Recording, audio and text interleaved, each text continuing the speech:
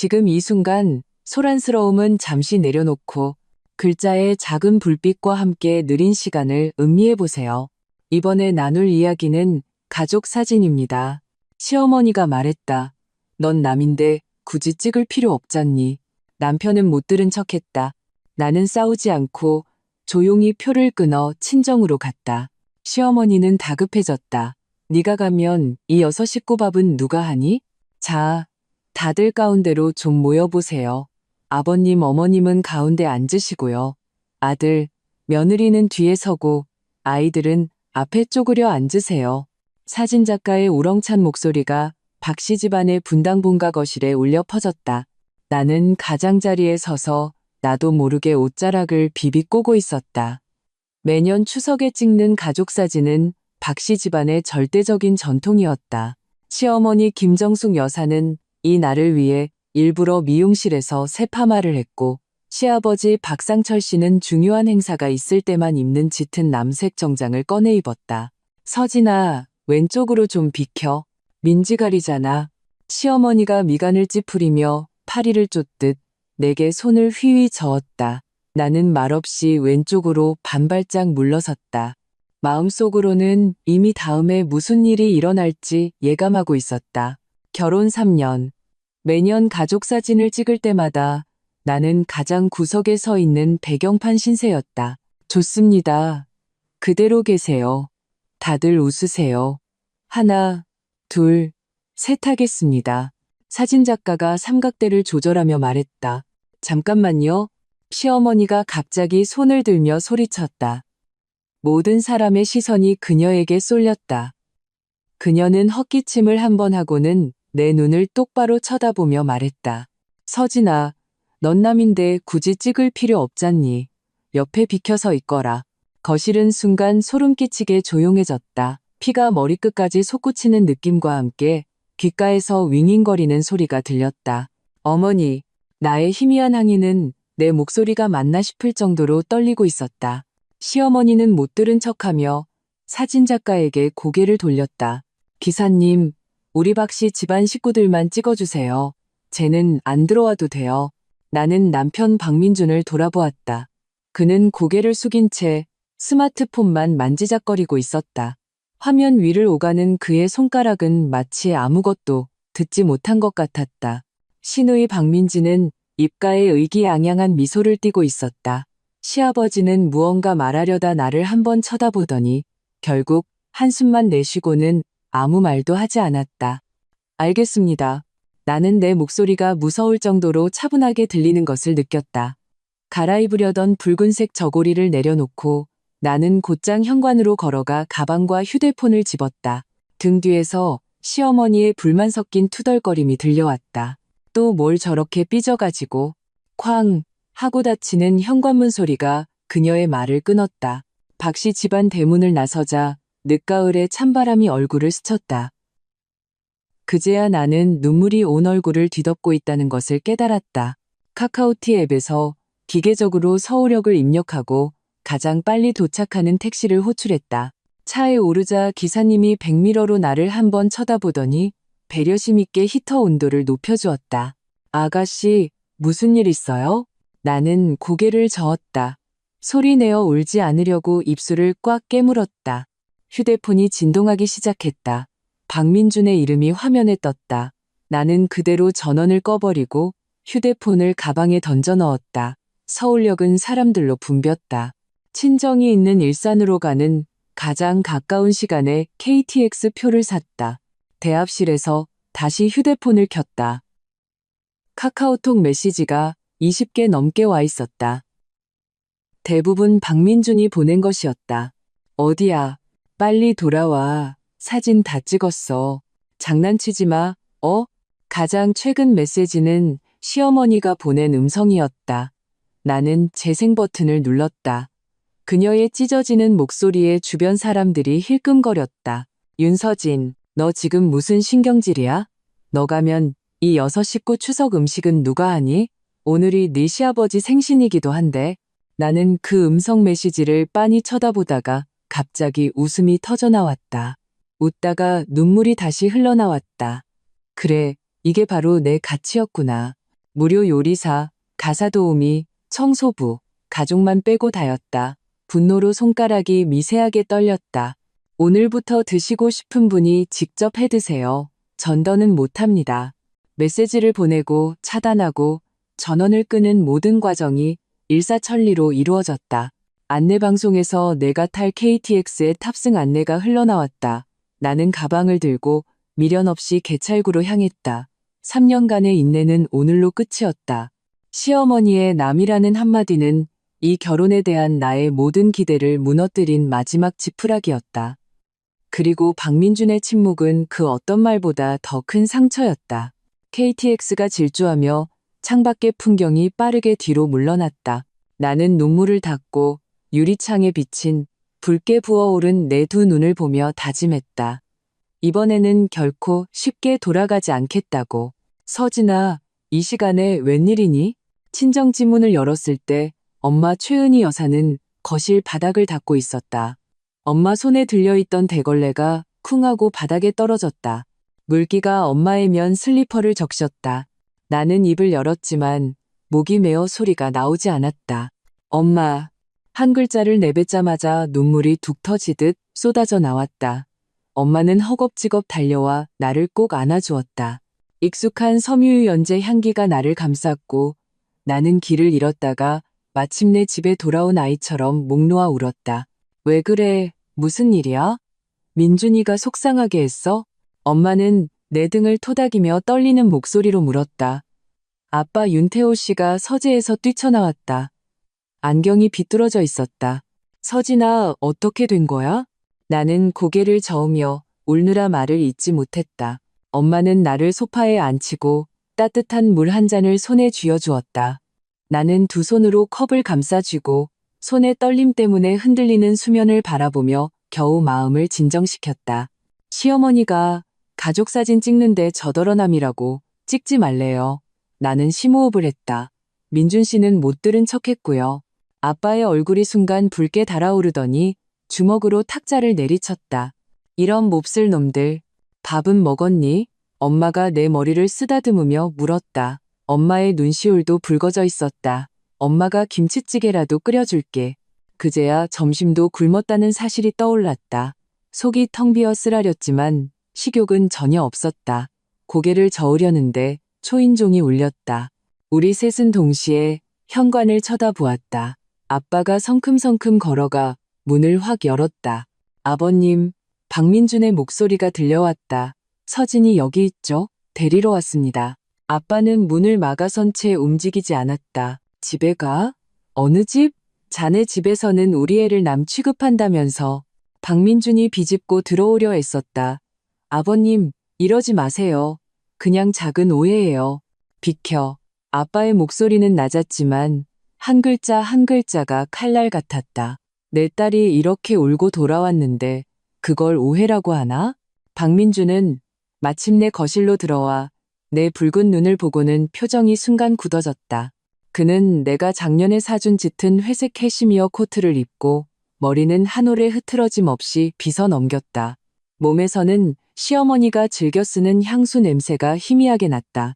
서진아, 그가 다가와 내 손을 잡으려 했다. 그만하고 집에 가자. 나는 그의 손길을 피했다. 엄마 성격 알잖아. 그냥 하시는 소리지.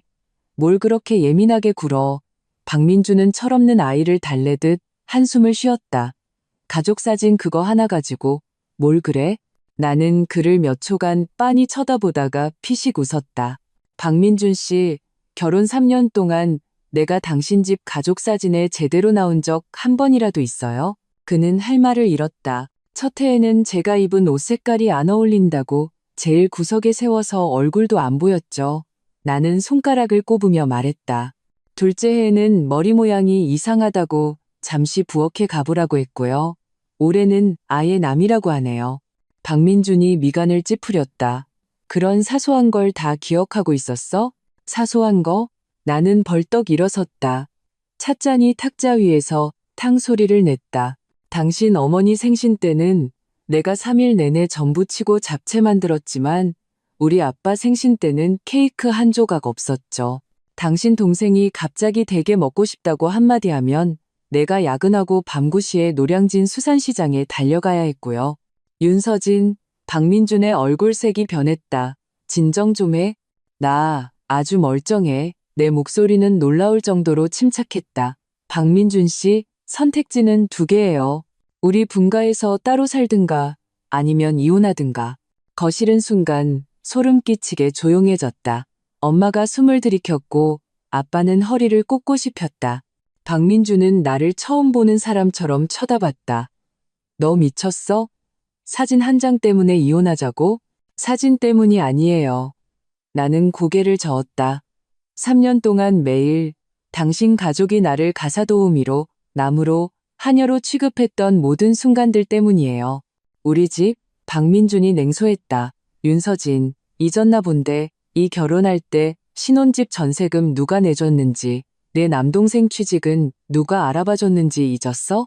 이제 와서 배은망덕하게 구는 거야? 아빠가 내 앞으로 한 걸음 나섰다. 박서방, 말 조심하게. 아버님, 저희 부부 일에 끼어들지 마세요. 박민주는 나를 향해 다시 부드러운 말투로 말했다. 서진아, 나랑 같이 가자. 이번 일은 그냥 없던 걸로 할게. 안 돌아가요. 나는 그의 눈을 똑바로 쳐다봤다. 분가하겠다고 약속하지 않는 한 박민준의 얼굴이 잿빛으로 변했다. 불가능해. 엄마 몸도 안 좋으셔서 누가 돌봐드려야 해. 그럼 이혼해요.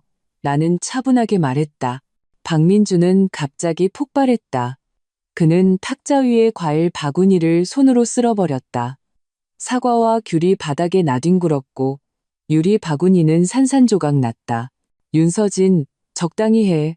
내가 좋게 말하니까 만만해 보여? 그가 내 코앞에 손가락질하며 소리쳤다.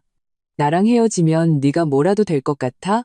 이혼녀 딱지 붙으면 누가 널 꺼들떠보기나 할 것 같아? 아빠가 박민준의 멱살을 잡아챘다.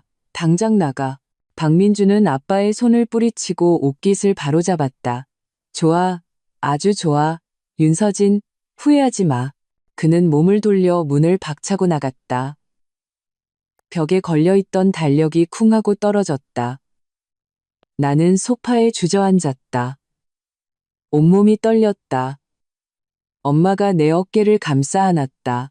괜찮아. 엄마 아빠가 있잖아. 아빠는 떨어진 달력을 주워들고 한참을 침묵하더니 갑자기 말했다. 이혼해라. 그런 집안, 더는 안 된다. 나는 아빠를 올려다보았다. 그의 눈에는 내가 한 번도 본 적 없는 단호함이 서려 있었다. 밤이 깊었다. 어릴 적부터 쓰던 침대에 누워 천장에 붙은 야광별 스티커를 바라보았다. 중학교 때 붙였던 것이었다. 휴대폰이 진동했다. 직장 동료 김지수의 카카오톡이었다. 서진 씨, 내일 회사 나올 수 있어요? 이강훈 총괄님이 베트남 프로젝트 건 물어보시던데 서진 씨한테 기회가 올 것 같아요. 나는 화면을 들여다보며 3개월 전을 떠올렸다. 당시 회사 송년회에서 이강훈 총괄님이 동남아 시장 개척에 대해 언급했었다. 나는 밤을 새워 기획안을 만들었지만 부서장인 왕 과장에게 공을 빼앗겼었다. 무슨 프로젝트? 아, 그 신재생 에너지 협력건이요. 왕 과장님이 망쳐놔서 이 총괄님 엄청 화나셨어요. 사람 바꾼다고 하시더라고요. 지수가 연이어 메시지를 보냈다. 근데 집에는 무슨 일 없죠? 아까 박민준 씨가 회사로 전화해서 서진 씨 찾던데 목소리가 엄청 험악했어요. 나는 냉소했다. 별일 없어. 내일 봐. 휴대폰을 내려놓고 창가로 걸어갔다. 달빛이 낡은 느티나무 가지 사이로 쏟아져 들어와 바닥에 얼룩덜룩한 그림자를 만들었다. 3년 전 이런 달빛 아래서 박민주는 우리 집 앞에서 밤을 새웠다. 감기약이라며 도라지청 한 병을 건네주기 위해서. 그때의 그는 얼마나 다정했던가. 내가 처음 박씨 집에 갔을 때 긴장해서 물컵을 엎지르자 그는 즉시 자기가 실수로 쳤다고 둘러댔다. 시어머니가 눈살을 찌푸릴 때면 그는 식탁 밑으로 몰래 내 손을 잡아주었다. 언제부터 변한 걸까? 어쩌면 결혼식 날부터였을지도 모른다. 시어머니는 내가 고른 드레스 대신 자신이 고른 화려한 한복을 입으라고 고집했다. 그 한복을 입은 내 모습은 마치 움직이는 색동 인형 같았다.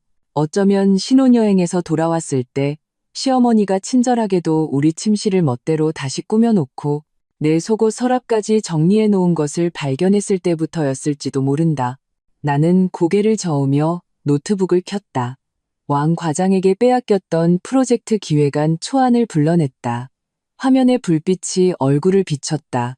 나는 문득 깨달았다. 이것이 나의 기회일지도 모른다고. 내 인생의 주도권을 되찾을 기회. 다음 날 아침, 나는 오랜만에 정장을 꺼내 입었다. 박씨 집에서 시어머니는 내가 정장을 입으면 남자 같다고 타박하며 자신이 사준 꽃무늬 원피스를 입으라고 강요했었다. 거울 속에 나는 한결생기 있어 보였다. 눈 밑에 옅은 다크서클만 빼면 아빠가 데려다 줄게. 아빠가 차키를 들고 현관에 서 있었다. 가는 길에 새 유심칩도 하나 사자. 차 안에서 아빠는 계속 침묵을 지켰다. 회사 건물이 시야에 들어올 때쯤에야 입을 열었다. 서진아, 아빠는 그냥 네가 행복했으면 좋겠다. 나는 코끝이 찡해져 고개를 끄덕였다. 사무실에 들어서자마자 지수가 달려와 나를 붙잡았다. 세상에, 어제 박민준 씨가 회사 전화통에 불이 나게 전화했어요. 대체 무슨 일이에요? 별거 아냐. 이혼 준비 중. 나는 아무렇지 않게 말했지만 주변 동료 몇몇의 놀란 시선을 느꼈다. 지수가 눈을 동그랗게 떴다. 정말요? 내가 대답하기도 전에 부서장 왕 과장이 하이힐 소리를 내며 다가왔다. 윤서진 씨, 이 총괄님이 찾으시네요. 그녀는 나를 위아래로 훑어보며 말했다. 마음의 준비 단단히 하는 게 좋을 거예요. 베트남 프로젝트가 엎어져서 회사 손실이 막심하거든. 나는 차분하게 대답했다. 그런가요? 그런데 제가 듣기로는 누군가 데이터를 조작해서 협력사가 우리 전문성을 의심하게 만들었다던데요. 왕 과장의 얼굴색이 변했다.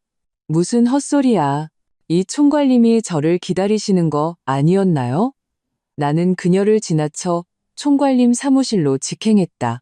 문을 두드릴 때 손바닥에 땀이 흥건했다. 하지만 어제 박민준의 분노에 찬 얼굴을 떠올리자 갑자기 용기가 솟았다. 최악의 결과래야 이혼과 실직이다. 지금보다 더 나빠질 수 있을까? 들어오세요. 이강훈 총괄님의 목소리가 들려왔다. 나는 문을 열고 들어갔다. 총괄님은 서류를 보고 있었다. 그는 나를 한번 쳐다보더니 맞은편 의자를 가리켰다. 앉아요. 집에 무슨 일 있다고 들었는데 다 해결됐습니다. 나는 허리를 꼿꼿이 폈다. 베트남 프로젝트 얼마나 알고 있죠? 이 총괄님이 단도직입적으로 물었다. 나는 심호흡을 했다. 전부 다요. 최초 기획안은 제가 작성했습니다. 후에 왕 과장님이 일부 수정하셨고요. 이 총괄님이 눈썹을 치켜떴다. 오, 그래요? 그럼 말해봐요. 왜 협력사가 우리 데이터를 의심하게 됐는지. 왕 과장님이 3분기 에너지 효율 비율을 수정했기 때문입니다. 나는 그의 눈을 똑바로 쳐다봤다. 원래 데이터는 0.78이었는데 0.85로 바꾸셨어요. 업계 평균을 훨씬 웃도는 비현실적인 수치였죠. 이 총괄님이 탁 소리를 내며 서류를 덮었다. 그걸 어떻게 알죠? 제가 4개월 동안 시장 조사를 했습니다. 모든 데이터에는 출처가 있습니다. 나는 가방에서 USB를 꺼냈다. 원본 자료는 여기에 다 있습니다. 이 총괄님은 USB를 건네받아 노트북에 꽂았다. 몇 분 후 그는 고개를 들었다.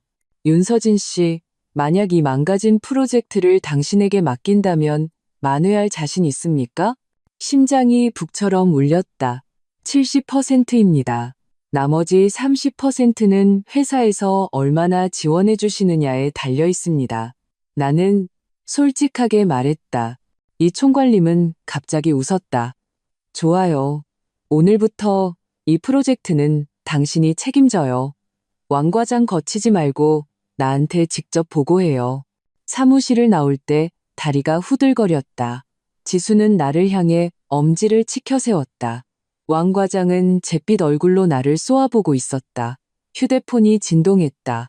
모르는 번호였다. 잠시 망설이다 전화를 받았다. 윤서진, 박민준의 고함 소리가 들려왔다. 네가 감히 내 전화를 안 받아? 엄마가 그러시는데 오늘 저녁에 당장 돌아와서 밥하래. 외삼촌 댁 식구들 오신다고. 나는 막 넘겨받은 프로젝트 파일이 떠있는 노트북 화면을 보며 피식 웃었다. 박민준 씨, 당신 어머니가 말 안 해줬나 봐요?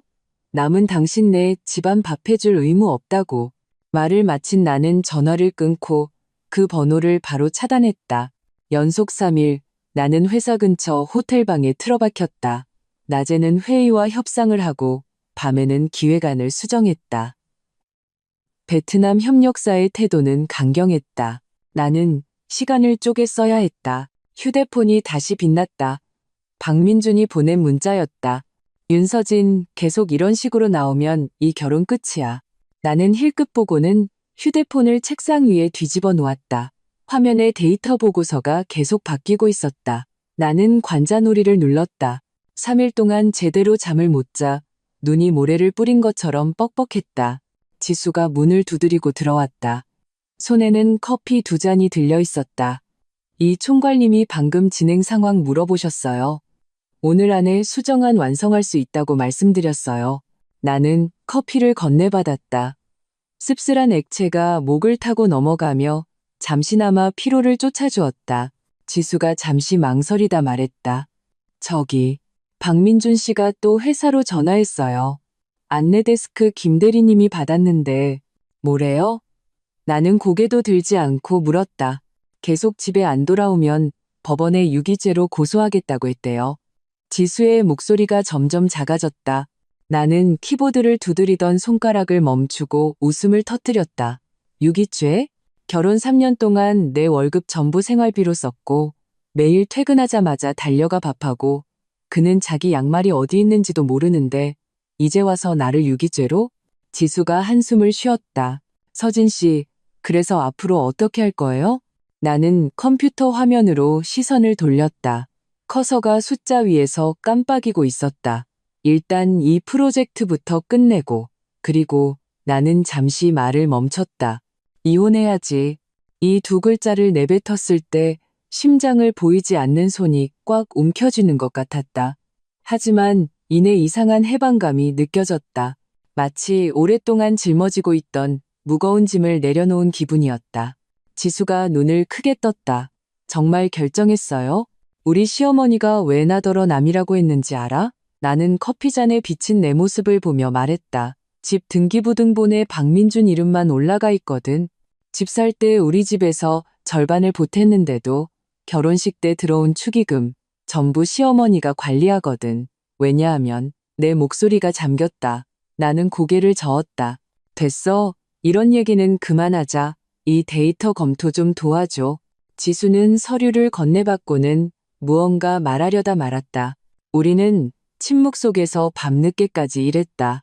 나흘째 아침 회사 로비에 들어서자마자 날카로운 언쟁 소리가 들렸다. 안내데스크 주위에 몇몇 사람이 모여 있었다. 그중 한 명의 익숙한 목소리에 내 혈액이 순간 얼어붙었다. 내가 말했잖아요. 윤서진 걔는 양심도 없는 며느리라고. 아픈 남편 내팽개치고 맨날 밖으로 나돌아다닌다고요. 시어머니 김정숙 여사의 목소리가 인파를 뚫고 들려왔다. 오늘 내가 걔를 꼭 만나야겠어요. 나의 하이힐이 대리석 바닥 위에서 또각하고 날카로운 소리를 냈다. 모든 사람이 고개를 돌렸다. 시어머니는 오늘 짙은 붉은색 한복을 차려입고 머리는 한 올에 흐트러짐 없이 빗어 넘겼으며 입술은 새빨갛게 칠했다. 시누이 박민지가 그녀 옆에 서 있다가 나를 보자마자 시어머니의 소매를 잡아당겼다. 윤서진. 시어머니가 달려와 손을 치켜들며 내 뺨을 때리려 했다. 나는 한 걸음 물러섰고 보안 요원이 제때 그녀를 막아섰다. 로비의 모든 사람이 우리를 쳐다보고 있었다. 누군가는 이미 휴대폰을 꺼내 촬영하기 시작했다. 김정숙 여사님, 여긴 회사입니다. 진정하십시오. 나는 최대한 목소리를 평온하게 유지하려 했었지만 옆에 붙인 손가락은 미세하게 떨리고 있었다. 진정? 내가 어떻게 진정해? 시어머니는 보안 요원의 손을 뿌리치고 내 코앞에 손가락질하며 소리쳤다. 민준이가 고열로 알아누운 지 사흘이나 됐는데 너는 전화 한 통이 없어? 밥도 안 해, 빨래도 안 해, 집을 버리겠다는 거야? 박민지가 옆에서 거들었다. 새언니, 엄마가 이렇게 속상해 하시는데 어떻게 이럴 수 있어요? 나는 심호흡을 했다. 모든 사람의 시선이 바늘처럼 등 뒤에 밝히는 것 같았다. 바로 그때 엘리베이터가 띵 소리를 내며 열리고 이강훈 총괄님이 걸어 나왔다. 무슨 일입니까? 그는 소란의 중심을 보며 미간을 찌푸렸다. 시어머니는 즉시 그에게 달려들었다. 당신이 여기 책임자죠? 내가 당신네 직원 고발할 거예요. 윤서진, 쟤는, 총괄님, 내가 그녀의 말을 끊었다. 목소리는 또렷했다. 제 시어머니십니다. 집안일에 오해가 좀 있어서요. 제가 바로 처리하겠습니다. 이 총괄님의 시선이 나와 시어머니 사이를 오갔다. 그러더니 갑자기 말했다. 윤 팀장, 구시 회의 있지 말아요. 그리고는 시어머니에게 고개를 까딱했다. 죄송합니다만 저희는 중요한 고객을 기다리고 있어서요. 시어머니는 멍해졌다. 팀장? 무슨 팀장? 쟤는 그냥 일개대리 아니었어? 이 총괄님은 이미 회의실로 돌아서며 한마디를 남겼다. 윤서진 씨는 현재 베트남 프로젝트 책임자입니다. 회사에서 아주 중요하게 생각하는 인재죠. 그 말은 마치 폭탄과도 같아서 시어머니와 박민지를 망연자실하게 만들었다. 나는 그 틈을 타 그들을 로비 밖으로 끌고 나와 회사 옆 카페로 갔다. 자리에 앉자마자 시어머니가 테이블을 내리치며 소리쳤다. 윤서진, 너 아주 출세했구나. 팀장 달았으면 집에 알려야 할 거 아냐? 월급은 얼마나 올랐는데? 어머니, 나는 그녀의 눈을 똑바로 쳐다봤다. 회사까지 와서 소란 피우신 건 제가 해고당하길 바라셔서인가요? 시어머니는 순간 할 말을 잃더니 다시 목소리를 높였다. 네가 집에 안 들어오니까. 그렇지, 민준이가 아프다는데 그냥 열 좀 나는 거잖아요. 죽지 않아요. 나는 차갑게 말했다. 제가 3년 동안 가사 도우미 노릇해드렸으니 이제 며칠 좀 제 일에 집중하고 싶은데 문제 있나요? 박민지가 끼어들었다. 새언니, 어떻게 그렇게 말할 수 있어요? 여자는 결혼하면 가정을 최우선으로 해야죠. 그래? 나는 그녀를 돌아봤다. 그럼 넌 왜 대학 졸업하고 취직도 안 하고 매일 집에서 드라마나 보고 쇼핑만 하니? 박민지의 얼굴이 새빨개졌다. 언니가 뭔데? 그만해. 시어머니가 우리를 막았다. 윤서진, 너 오늘 당장 나랑 집에 가야겠다. 민준이가 그랬어. 사흘 안에 안 돌아오면 이혼하겠다고. 마침 직원이 커피를 가져오다 그 말을 듣고는 손을 떨었다. 컵이 달그락하고 부딪혔다. 나는 직원이 멀어질 때까지 기다렸다가 천천히 입을 열었다. 그러시라고 하세요. 시어머니와 박민지는 나를 괴물 보듯 쳐다봤다. 시어머니가 갑자기 목소리를 낮췄다. 너 미쳤니? 이혼하면 네가 뭐가 되는데? 중고품 신세야. 누가 널 데려가겠어? 당신들 집에서 무료 가사 도우미 하는 것보단 낫겠죠. 나는 자리에서 일어섰다. 전 회의가 있어서 이만 가보겠습니다. 배웅은 못 해드려요. 그리고 앞으로는 회사로 찾아오지 마세요. 그러시면 경찰에 신고할 수밖에 없어요. 카페를 나서자 햇살이 눈을 찔렀다. 나는 휴대폰을 꺼내 박민준의 마지막 문자를 보았다. 화면 위에서 몇 초간 망설이던 손가락이 움직였다. 이혼 서류 준비해서 보내. 전송 버튼을 눌렀다. 나는 긴 한숨을 내쉬었다. 마치 보이지 않는 족쇄에서 풀려난 기분이었다. 사무실로 돌아오자 모두가 이상한 눈으로 나를 쳐다봤다. 지수가 총총걸음으로 다가왔다. 세상에, 시어머니 정말 무서워요. 아까 이 총괄님이 무슨 일이냐고 물어보시는데 뭐라고 대답해야 할지 모르겠더라고요. 총괄님 지금 어디 계세요? 내가 물었다. 회의실에요. 말레이시아 고객들이랑. 어디 가요? 나는 대답 없이 곧장 회의실로 향했다. 문을 가볍게 두드렸다. 들어오세요. 문을 열자 이 총괄님과 정장 차림의 고객 몇몇이 무언가 논의하고 있었다. 나는 심호흡을 했다. 총괄님 잠시 방해해서 죄송합니다. 오전에 있었던 일에 대해 해명하고 싶습니다. 이 총괄님이 눈썹을 치켜떴다. 지금은 회의 시간인데 1분만 주십시오. 나는 꼿꼿이 섰다. 저는 현재 이혼 소송을 진행하고 있습니다. 가정 문제로 회사 이미지에 누를 끼친 점 깊이 사과드립니다. 하지만 이 일이 프로젝트의 진행과 품질에 영향을 미치지 않을 것임을 약속드립니다. 회의실은 쥐죽은 듯 조용했다. 한 말레이시아 고객이 갑자기 영어로 물었다. 이분이 프로젝트 책임자입니까? 이 총괄님이 고개를 끄덕였다. 네, 윤 팀장은 매우 프로페셔널합니다. 흥미롭군요. 고객은 나를 훑어보았다. 저는 일과 개인적인 위기를 균형 있게 처리하는 여성을 높이 평가합니다. 이 총괄님, 방금 논의했던 조항에 대해 윤 팀장님의 의견을 다시 들어보고 싶군요. 나는 멍하니 서 있었다. 이 총괄님이 내게 앉으라고 손짓했다. 윤 팀장 기술 이전 부분에 대해 어떤 제안이 있죠? 이후 2시간 동안 나는 오전에 있었던 소동을 잠시 잊고 토론에 완전히 몰입했다. 회의가 끝났을 때 말레이시아 고객이 먼저 내게 악수를 청했다. 윤 팀장님, 우리의 협력을 기대하겠습니다. 고객들을 배웅하고 나자 이 총괄님이 나를 불러 세웠다. 윤서진 씨, 괜찮아요? 괜찮습니다. 감사합니다, 총괄님. 나는 애써 웃어 보였다. 나도 이혼해봤어요. 그가 갑자기 말했다. 전처는 아이들을 데리고 캐나다로 갔죠. 나는 놀라서 그를 쳐다봤다.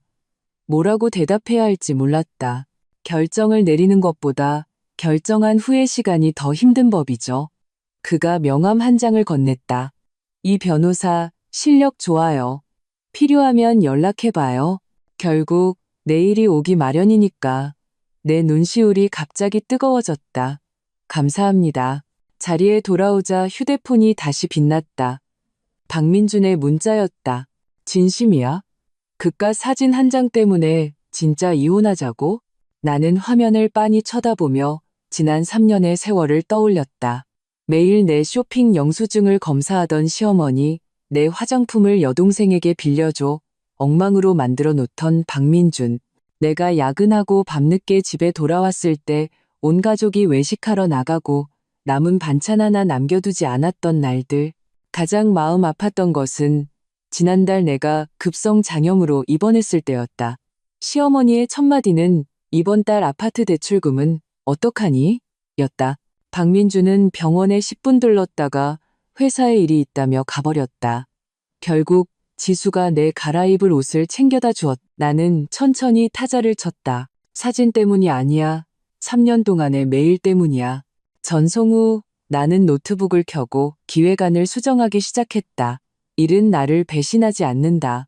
내가 쏟은 노력은 성과로 돌아온다. 하지만 결혼은 나는 고개를 젓고 화면에 집중했다. 퇴근할 때 지수가 비밀스럽게 다가와 속삭였다. 그거 알아요? 왕 과장님 완전 열받았어요. 이 총괄님이 오늘 전 직원 앞에서 칭찬했잖아요. 말레이시아 고객들이 서진 씨의 프로페셔널한 태도를 특히 높이 평가했다고요. 나는 책상을 정리하며 마음속으로는 별다른 기쁨을 느끼지 못했다. 아, 그리고 지수가 목소리를 낮췄다. 아까 박민준 씨가 또 전화했어요. 마지막으로 사흘 줄 테니 생각해보래요. 안 그러면 진짜 이혼하겠다고. 나는 가방 지퍼를 올렸다. 사흘이나 필요 없어. 지금 당장 대답해줄 수 있는데. 회사 건물을 나서자 밤바람이 하루의 피로를 씻어주었다. 나는 휴대폰을 꺼내 박민준에게 전화를 걸었다. 서진아, 생각 바꿨어? 그의 목소리에는 기대감이 묻어 있었다. 민준 씨, 나는 차분하게 말했다. 우리 이혼해요. 전화기 저편에서 몇 초간 침묵이 흘렀다. 그리고는 이를 가는 소리가 들려왔다. 윤서진, 후회하지 마. 전화를 끊고 나는 밤하늘의 별을 올려다보았다. 3년 전 결혼식에서 사회자가 우리에게 서로를 마주보고 서약을 하라고 했을 때 오늘 같은 날이 오리라고 어떻게 상상이나 했을까? 하지만 이상하게도 눈물이 나지 않았다. 오히려 오랫동안 느껴보지 못했던 해방감이 들었다. 마치 너무 오랫동안 쓰고 있던 가면을 마침내 벗어던진 기분이었다. 말레이시아 고객이 계약서에 마지막 서명을 할 때 내 손바닥은 이미 땀으로 축축했다. 이강훈 총괄님이 계약서를 건네받아 상대방과 악수를 나눈 뒤 나를 향해 돌아섰다. 윤 팀장, 아주 잘했어요. 회의실 안에서 박수 소리가 터져 나왔다. 나는 잔뜩 긴장했던 어깨를 마침내 풀었다. 200억 원 규모의 이 프로젝트는 내 직장 생활에서 맡아본 가장 큰 건이었다. 팀원들 덕분입니다. 나는 동료들에게 고개를 끄덕이며 인사했다. 시선은 왕 과장의 굳은 미소를 스쳐 지나갔다. 회의실을 나오자 지수가 나를 와락 껴안았다. 세상에 200억, 아까 이 총괄님 눈빛이 달라지셨어요. 쓸데없는 소리 마. 나는 그녀를 살짝 밀어냈지만 입꼬리가 올라가는 것은 어쩔 수 없었다. 3년 결혼 후 나는 거의 모든 에너지를 박씨 집안 식구들 시중드는데 쏟아부었다. 일은 그저 겨우 해내는 수준이었다. 이제야 나는 한때 교수님으로부터 가장 잠재력 있다고 칭찬받던 나 자신을 되찾았다. 주머니 속 휴대폰이 진동했다. 박민준의 문자였다. 어머니 입원하셨다. 서울대병원 8층 23호. 당장 와. 나는 화면을 빤히 쳐다보며 미간을 찌푸렸다. 사흘 만에 연락이 고작 명령조라니. 무슨 병인데? 고혈압. 어지럽고 토하신대. 그는 곧 답장을 보냈다. 의사가 며칠 지켜봐야 한다고 했어. 네가 와서 간호해야지. 난 출근해야 하니까. 나는 냉소했다. 예전에 내가 아팠을 때 박민주는 물 한 잔 떠다 줄 생각도 안 하더니 이제 와서 나를 찾는다. 서진 씨, 왜 그래요? 지수가 내 휴대폰을 들여다보더니 눈을 동그랗게 떴다. 말도 안 돼. 시어머니가 아프신데 서진 씨더러 간호하라고요? 이혼한다면서요? 그러게. 이혼하기 전까지는 무료 간병인 노릇도 해야 하나 봐. 나는 휴대폰을 주머니에 다시 넣었다. 이 총괄님께 반차 쓴다고 말씀 좀 전해줘. 병원에 한번 가봐야겠어. 서울대병원 엘리베이터는 사람들로 붐볐다. 소독약 냄새와 온갖 채취가 뒤섞여 속이 메스꺼렸다. 8층 심장내과 복도에서 멀리 간호사 스테이션 옆에 기대어 스마트폰을 하고 있는 박민준이 보였다. 어머니는 어떠셔? 내가 다가가 물었다. 그는 고개를 들었다. 내가 정말 올 줄은 몰랐다는 듯 눈에 놀라움이 스쳤다. 안에 누워 계셔. 네가 들어가 봐. 난 회사 가봐야겠다. 그가 돌아서려 할 때 잠깐만요. 하고 내가 그를 불러 세웠다. 나 반찬했어요. 오후에는 회사 돌아가야 해요. 박민준의 미간이 구겨졌다. 윤서진, 어머니가 입원하셨는데 무슨 출근이야. 출근 안 하면 당신이 나 먹여 살릴 거예요? 내가 되물었다. 잊지 마요. 내 월급 통장 아직 당신 어머니한테 있는 거. 박민준의 얼굴색이 변했다. 그는 목소리를 낮췄다. 어머니 지금 충격받으시면 안 돼. 말 조심 좀 해. 병실 문을 열고 들어갔다. 시어머니 김정숙 여사는 침대에 비스듬히 기대어 시아버지 박상철 씨에게 사과를 깎으라고 지시하고 있었다. 껍질 너무 두껍게 깎잖아. 아까워 죽겠네. 정말. 내가 들어오는 것을 보자마자 그녀는 즉시 앓는 소리를 내며 연약한 표정을 지었다. 아이고, 머리야. 병실에는 다른 할머니 두 분이 호기심 어린 눈으로 나를 쳐다보고 있었다. 서진이 왔구나. 시어머니가 힘없이 말했다. 민준이가 전화했니? 나는 가방을 의자에 내려놓았다. 좀 어떠세요? 어떻긴 뭐가 어때? 그녀가 한숨을 쉬었다. 다 너 때문에 생긴 병이지. 멀쩡한 살림 놔두고 무슨 이혼 소동이야. 나는 침대 머리맡에 주전자를 들었다. 따뜻한 물 좀 떠올게요. 복도 모퉁이에서 나는 몇 번 심호흡을 했다. 시어머니와 대화하는 것은 언제나 살얼음판을 걷는 것 같았다. 조금만 삐끗해도 그녀의 지뢰를 밟기 십상이었다. 탕비실은 줄이 길었다. 나는 줄 맨 끝에 서서 기다렸다. 휴대폰이 다시 울렸다. 은행에서 온 문자 알림이었다. 고객님의 끝자리 7380이 신용카드가 정지되었습니다. 나는 화면을 뚫어져라 쳐다봤다. 가슴이 답답해졌다. 이 신용카드는 결혼 후 만든 가족카드였다. 주카드는 박민준 명의였. 대부분의 소비는 내가 갚았지만 카드는 그의 이름으로 되어 있었다. 행동 한번 빠르네. 나는 중얼거렸다. 하지만 생각만큼 당황스럽지는 않았다. 지난 반년 동안 나는 몰래 다른 은행에 계좌를 터서 매달 비상금을 모아왔다. 이번 달 프로젝트 보너스까지 합하면 한동안 버티기에는 충분했다. 병실로 돌아오자 시어머니는 병원밥이 맛없다고 투덜대고 있었다. 서진아, 내일부터는 집에서 밥 좀 해다 주렴. 삼계탕 푹 고아서 소금은 조금만 넣고. 나는 주전자를 내려놓았다. 어머니, 저 요즘 일이 바빠서 시간이 안 될 것 같아요. 시어머니의 목소리가 즉시 한 옥타브 높아졌다. 시어머니 간호하는 것보다 더 중요한 일이 어디 있어? 제가 맡은 프로젝트가 막 계약을 맞춰서 앞으로 더 바빠질 거예요. 나는 차분하게 말했다. 병원에 영양식도 있고 아니면 민지가 와서 간호해드리면 되잖아요. 시어머니의 얼굴이 잿빛으로 변했다. 윤서진, 네가 이제 내가 우습게 보이니? 옆 침대에 할머니들이 호기심 어린 시선을 던졌다. 시아버지는 옆에서 난처한 듯 헛기침을 했다. 여보, 의사가 흥분하면 안 된다고 했잖소. 내가 죽어야 전현이 속이 시원하겠지. 시어머니는 티슈 상자를 집어내게 던졌다. 나가, 당장 나가. 티슈 상자가 내 어깨를 스쳐 바닥에 떨어지며 쿵 소리를 냈다. 소리를 듣고 간호사가 달려왔다. 무슨 일이세요? 환자분은 안정을 취하셔야 합니다. 죄송합니다. 나는 간호사에게 말하고는 시어머니를 향해 돌아섰다. 푹 쉬세요. 다음에 다시 찾아뵐게요. 병실을 나올 때 내 손은 여전히 미세하게 떨리고 있었다. 두려워서가 아니었다. 말로 설명할 수 없는 해방감 때문이었다. 나는 마침내 아니요라고 말했다.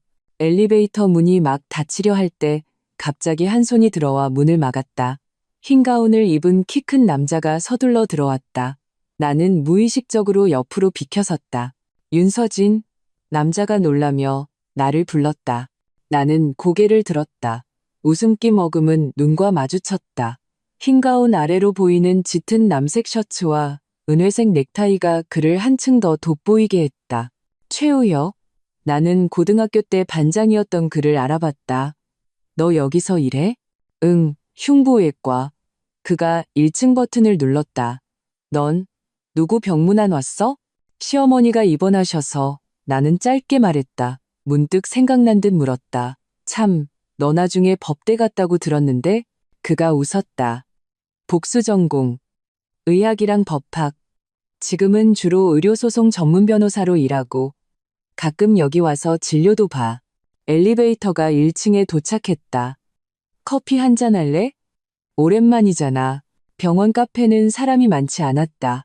우리는 창가 자리에 앉았다. 최우혁이 내게 라떼 한 잔을 건넸다. 고등학교 때 너 이거 제일 좋아했잖아. 나는 조금 놀랐다. 아직도 기억해? 당연하지. 그가 웃었다. 고3 체육대회 때 네가 800m 달리기 하고 쓰러질 뻔한 거 내가 양호실에 데려다 줬잖아. 그때 기어코 아이스라떼 마시겠다고 고집 부렸지.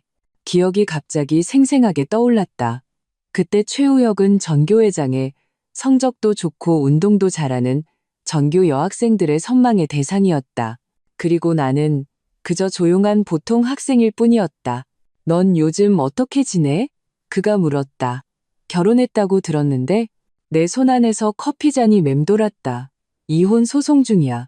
최우혁이 눈썹을 치켜떴다. 도움 필요해? 네가 이혼 사건도 맡아? 전문은 아니지만 조언은 해줄 수 있지. 그가 명함을 꺼내 내게 건넸다. 필요하면 언제든 연락해. 명함에는 법무법인 명리, 파트너 변호사 최우혁이라고 적혀 있었다. 금박으로 새겨진 글씨가 햇살 아래 반짝였다. 나는 조심스럽게 명함을 챙겼다. 고마워. 정말 필요할지도 몰라. 우리는 잠시 고등학교 동창들의 근황에 대해 이야기했다. 최우혁의 휴대폰이 갑자기 울렸다. 그는 액정을 한번 보더니 말했다. 미안, 급한 일이 생겨서 꼭 연락해. 그가 서둘러 떠난 후 나는 잠시 혼자 앉아 있었다. 휴대폰에 쌓인 안 읽은 메시지를 확인했다. 박민준이 또 몇 개를 보냈다. 네가 어머니 화나게 만들었어. 의사가 혈압 더 올랐대. 신용카드 정지시켰다. 이제 정신이 좀 들어? 오늘 밤에 병원으로 꼭 와. 간호해야지. 마지막 문자는 1시간 전에 보낸 것이었다. 윤서진, 감히 내 전화를 안 받아? 네 회사에 쫓아가서 난리 칠 줄 알아. 나는 한숨을 쉬고 답장을 하려는데 휴대폰이 다시 울렸다. 이강훈 총괄님이었다. 윤 팀장, 좋은 소식이야. 말레이시아 고객이 싱가포르 파트너사를 추천해줬어. 우리 프로젝트에 아주 관심이 많대. 다음 주에 화상회의 하자고 하네. 정말요? 나는 즉시 자세를 바로 했다. 그런데 이 총괄님이 잠시 말을 멈췄다. 그쪽에서 윤 팀장이 전적으로 담당해 주길 바라고 있어. 심장이 빠르게 뛰었다. 문제 없습니다. 바로 자료 준비하겠습니다. 그리고 이 총괄님의 목소리에 웃음기가 섞여 있었다. 이사회에서 당신 연봉 20% 인상하기로 결정했어. 다음 달부터 적용될 거야. 전화를 끊고 나는 미소를 참을 수 없었다. 20% 연봉 인상. 이제 나는 박씨 집안의 간섭 없이 완전히 경제적으로 독립할 수 있다는 의미였다. 휴대폰이 다시 진동했다. 박민준의 전화였다. 이번에는 차분하게 받았다. 윤서진, 너 어디서 죽었어? 그의 고함 소리에 주변 사람들이 힐끔거렸다. 병원 카페예요. 나는 평온한 목소리로 말했다. 민준 씨, 우리 얘기 좀 해요. 무슨 얘기? 이혼 얘기? 나는 창밖의 햇살을 보며 말했다. 변호사 선임했어요. 다음 주에 합의서 보낼 거예요. 전화기 저편에서 몇 초간 침묵이 흘렀다. 너 진심이야? 아주 진심이에요. 나는 커피를 한 모금 마셨다. 아, 그리고 신용카드 일은 고마워요. 마침 그 가족카드 해지하려고 했거든요. 윤서진, 그의 목소리가 갑자기 다급해졌다. 충동적으로 굴지 마. 어머니 지금 간호가 필요하잖아. 이혼은 나중에 얘기해. 간병인 쓰세요. 비용은 제가 절반 부담할게요. 나는 컵을 내려놓았다. 민준 씨, 미안하지만 전일이 있어서 이만. 전화를 끊고 나는 모바일 뱅킹 앱을 열어 세 계좌의 잔액을 확인했다. 변호사 선임비와 앞으로 몇 달간의 월세를 내기에는 충분했다. 나는 다시 연락처를 열어 최우혁의 이름을 찾았다. 괜찮다면 이혼 관련해서 빨리 상담받고 싶어. 그는 곧 답장을 보냈다. 내일 오후 3시 우리 사무실 주소 보내줄게. 병원 문을 나서자 햇살이 눈부셨다. 나는 심호흡을 했다. 마치 몇 년 동안 짊어지고 있던 무거운 짐을 내려놓은 기분이었다. 박씨 집안은 내 돈줄을 끊으면 내가 굴복할 거라 생각했겠지만 그들은 몰랐다. 지난 3년간 내가 이미 남몰래 힘을 키워왔다는 것을. 회사로 돌아오자 지수가 비밀스럽게 나를 잡아 끌었다. 그거 알아요? 왕 과장님 지사로 발령났대요. 이 총괄님이 회의에서 베트남 프로젝트는 전적으로 서진 씨한테 맡긴다고 하셨어요. 정말? 나는 잠시 멍해졌다. 언제? 바로 오늘 오후에요. 지수가 신나서 말했다. 그리고 이 총괄님이 내일 오전에 자기 사무실로 오라고 하셨어요. 중요한 할 얘기가 있다고요. 나는 고개를 끄덕였다. 마음속으로는 내일 오후 최우혁과의 만남을 생각하고 있었다. 이혼이라는 길은 험난할 것이다. 특히 박씨 집안 같은 상대를 만난다면 더더욱. 하지만 이상하게도 두렵지 않았다. 오히려 해보고 싶다는 기대감마저 들었다. 퇴근할 때 안내데스크 직원이 나를 불렀다. 윤 팀장님, 택배 왔습니다. 작은 종이 상자였다. 보내는 사람 칸은 비어 있었다. 뜯어보니 안에는 내 옷가지 몇 개와 생필품이 들어 있었다. 맨 위에는 그 신용카드, 가족카드가 놓여 있었다. 쪽지 한 장 없었지만 의미는 명확했다. 박민준이 나의 선전포고에 응답한 것이다. 나는 피식 웃고는 상자를 쓰레기통에 버렸다. 내 물건들만 챙겨서. 건물을 나설 때 밤은 이미 깊었지만 가로등은 환했다. 앞으로 나아갈 길을 선명하게 비추고 있었다. 법무법인 명리는 강남 중심가의 통유리 빌딩 28층에 있었다. 엘리베이터 문이 열리자 나는 눈앞의 광경에 압도당했다. 층 전체가 통유리창으로 되어 있어 햇살이 거침없이 쏟아져 들어와 심플하고 모던한 사무가구와 벽에 걸린 추상화 몇 점을 비추고 있었다. 윤서진 씨, 젊은 여직원이 다가왔다. 최 변호사님께서 기다리고 계십니다. 그녀는 나를 이끌고 오픈된 사무공간을 가로질렀다. 정장 차림의 변호사 몇몇이 사건을 논의하고 있었다. 가장 안쪽에는 사무실이 하나 있었고 문패에는 파트너 변호사 최우혁이라는 금박 글씨가 햇살 아래 빛나고 있었다. 문을 두드리자 최우혁의 목소리가 들려왔다. 들어오세요. 그는 오늘 흰 가운 대신 짙은 남색 정장에 옅은 회색 셔츠를 입어 어제보다 훨씬 격식 있는 모습이었다. 책상 위에는 서류 몇 개와 초슬림 노트북이 가지런히 놓여 있었다. 앉아. 그가 맞은편 의자를 가리켰다. 뭐 마실래? 커피 아니면 차. 물 한 잔이면 돼. 나는 가방을 내려놓았다. 나도 모르게 손가락을 비비꼬고 있었다. 최우혁은 인터폰으로 물을 주문하고는 내 눈을 똑바로 쳐다봤다. 얘기해봐. 어떻게 된 건지. 이후 30분 동안 나는 지난 3년간의 결혼 생활을 최대한 객관적으로 설명했다. 시어머니의 통제, 박민준의 냉담함, 경제적인 불공정, 그리고 최근의 갈등까지. 가족사진 사건을 얘기할 때는 목소리가 저절로 떨렸다. 최우혁은 내내 말을 끊지 않고 중요한 부분만 메모했다. 내가 말을 마쳤을 때 그가 티슈 한 장을 건넸다. 그제야 내가 울고 있다는 것을 깨달았다. 우선 그의 목소리는 차분하고 힘이 있었다. 네가 이 결혼 생활에서 처한 상황이 드문 일은 아니지만 절대 정상이 아니라는 걸 알아야 해. 나는 눈물을 닦고 고개를 끄덕였다. 내 설명에 따르면 박 씨 집안에는 명백한 위법 행위가 몇 가지 있어. 최우혁은 법전을 펼쳤다. 첫째, 내 월급 통장을 임의로 보관한 것. 이건 개인재산 횡령에 해당할 수 있어. 둘째, 내 회사에 찾아가 소란을 피우겠다고 위협한 것. 협박죄가 성립될 수 있고. 셋째, 너에게 모든 가사노동을 강요한 것. 이건 부부 평등의 원칙을 위반한 거야. 그가 한 조항씩 말할 때마다 내 눈은 점점 커졌다.